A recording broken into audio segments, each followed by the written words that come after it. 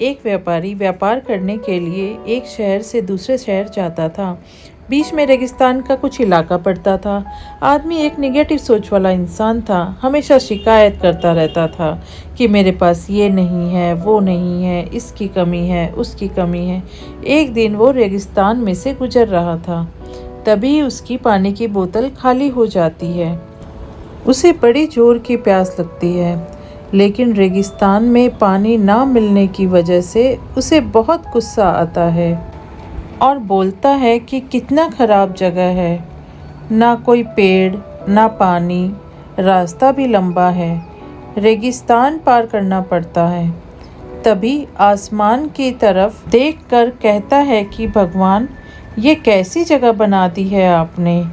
अगर मेरे पास बहुत सारा पानी होता, बहुत सारे संसाधन होते, तो इस जगह पर हरियाली कर देता, बहुत सारा पेड़ लगा देता।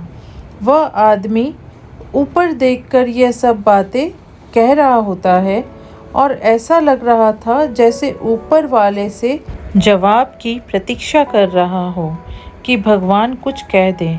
अब चमत्कार ये हुआ कि वह जैसे ही नीचे देखा, उसे अपने आँखों के सामने एक कुआं दिखाई दिया।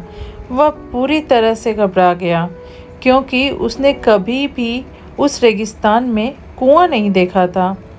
वह कुएं के पास पहुंचा और देखा कि कुआं पूरी तरह पानी से भरा हुआ है, परंतु वह आदमी नेगेटिव सोच वाला था और हमेशा शिकायत करता रहता था। और फिर से आसमान की तरफ देखते हुए बोला, भगवान, पानी से भरा हुआ कुआं तो दे दिया, लेकिन पानी निकालूंगा कैसे।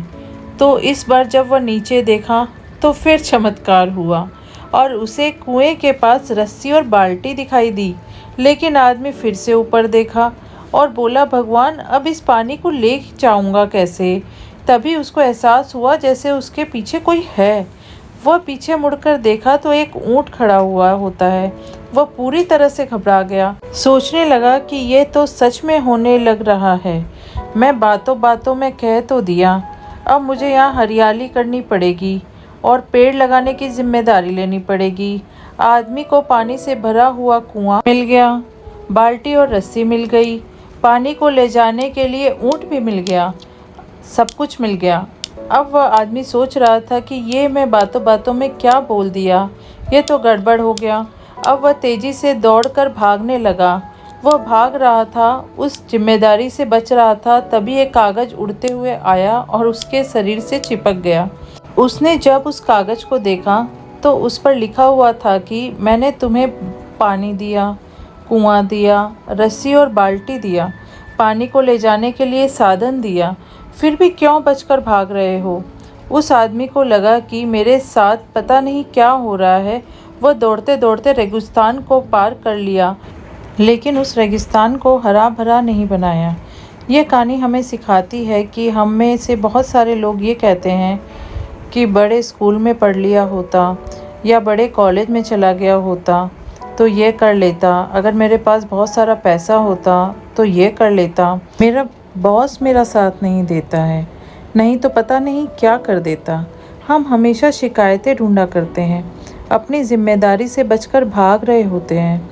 ये कहानी हमें सिखाती है कि लाइफ में हम जो कुछ भी कर रहे हैं 100% जिम्मेदारी हमारी है कि उस काम को बिना किसी शिकायत के पूरा करें।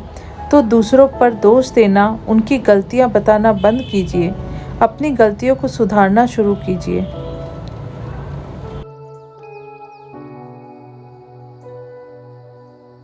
तो दोस्तों, कैसी लगी ये कहानी आपको कमेंट सेक्शन में ज़रूर बताना, और अच्छी लगी तो इस चैनल को सब्सक्राइब ज़रूर कर लेना।